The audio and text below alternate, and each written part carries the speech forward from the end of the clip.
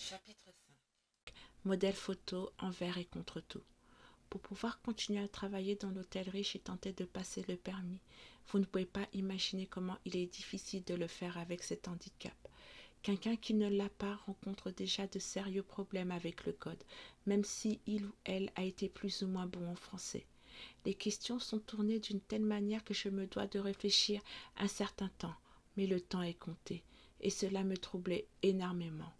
Un vrai parcours du combattant qui m'a laissé sur le côté.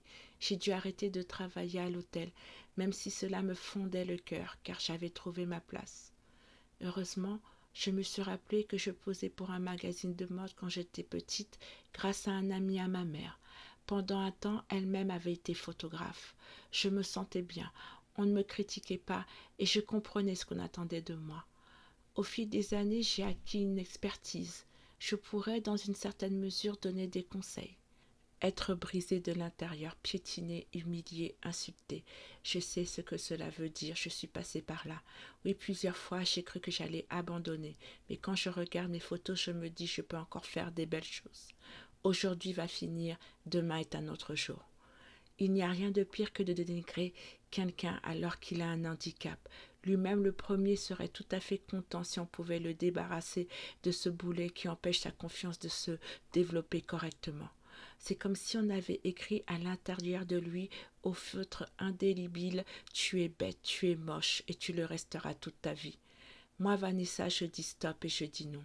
Je dis non car il y a tellement de choses à prendre de nous pour peu qu'on nous mette à l'aise en prenant les dispositions par rapport à la dyslexie. La prise en charge a été compliquée pour moi et cela a laissé des séquelles importantes pour ce qui est de ma capacité à me former, à me projeter.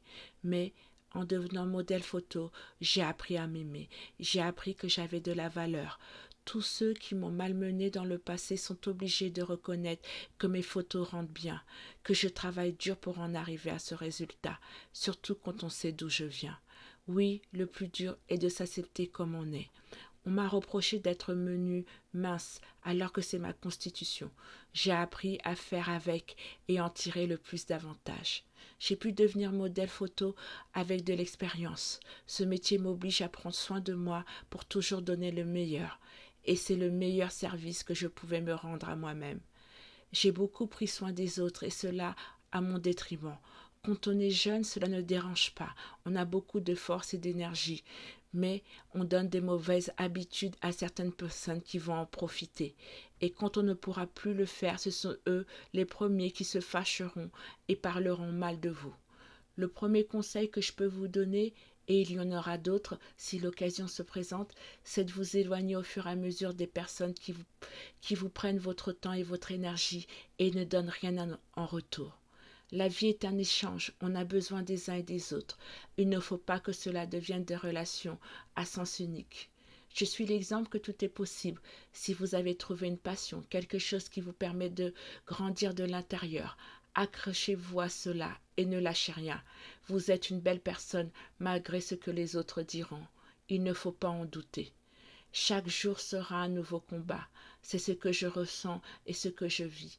Et si on s'entoure des bonnes personnes, tout est possible.